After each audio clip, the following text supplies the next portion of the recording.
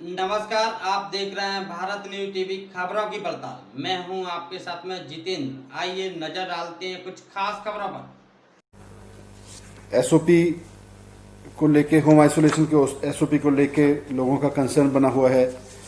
मरीज असमंजस में हैं। कोरोना मरीजों को हेल्पलाइन से परामर्श नहीं मिल रहा। होम क्वारंटीन में नई व्यवस्था न बन पाने से मरीजों की समस्या बढ़ गई। तो ये सारे कहीं ना कहीं इंडिकेट कर रहे हैं, ये जितने मीडिया रिपोर्ट्स आज मैंने सुबह देखे इसमें से ज़्यादातर इंडिकेट कर रहे हैं कि दिल्ली में होम क्वारंटीन से पहले किसी व्यक्ति के होम आइसोलेशन से पहले जो व्यवस्था बनी है उसको लेके बहुत समस्या आ रही है लोगों की।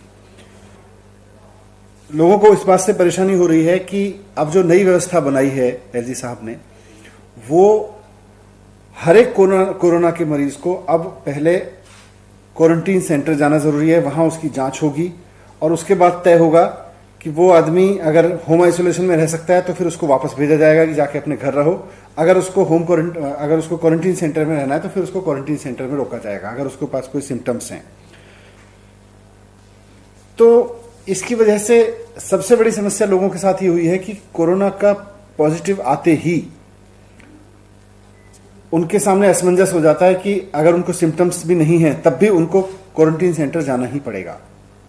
अगर वो नहीं जाता है तो उसके पास पुलिस के, प्रशासन के फोन आने लगते हैं।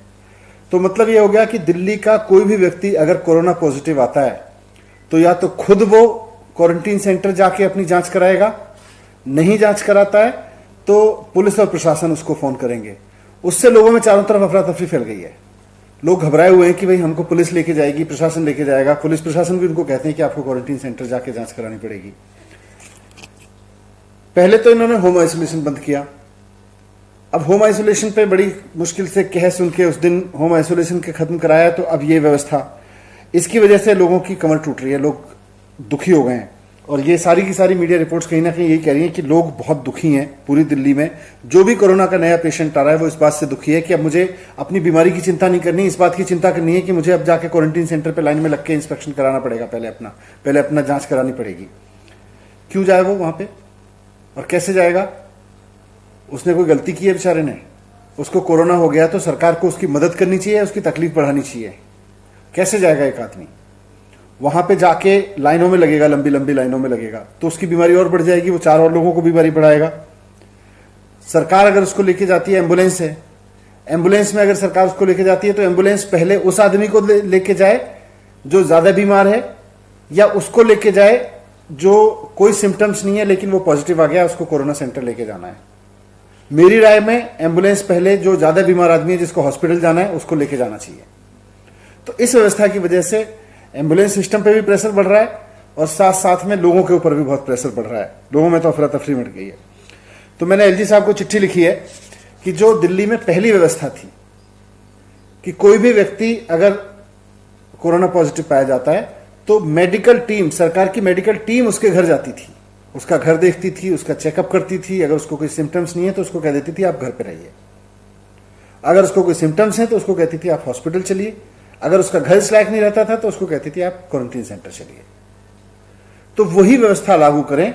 उसके नहीं होने पे दिल्ली में बहुत प्रॉब्लम बढ़ रही है, क्योंकि रोजाना 3000 से ज्यादा लोग कोरोना से पॉजिटिव हो रहे हैं।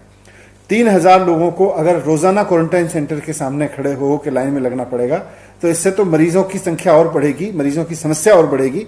और एक ऐसे समय में जब बेचारे मरीज को सरकार की ओर से मदद मिलनी चाहिए, उसको हम लाइन में लगाने का एक पनिशमेंट दे रहे हैं। तो मैंने एलजी साहब से रिक्वेस्ट किया है कि ये जो नई व्यवस्था लागू की है कि हर एक कोरोना के पेशेंट को क्वारंटीन सेंटर आना पड़ेगा चेकअप कराने के लिए, उसको बंद करके पहले वाली व्यवस्था लागू करें कि सरकार की मेडिकल टीम घर पे जाके लोगों का चेकअप करेगी और उनको होम आइसोलेशन में रखने के लिए कहेगी अगर वो वहां रहने के लिए एलिजिबल हैं।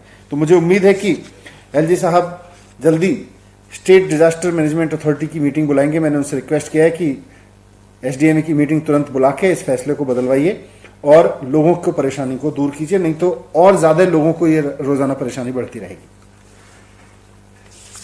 Thank you.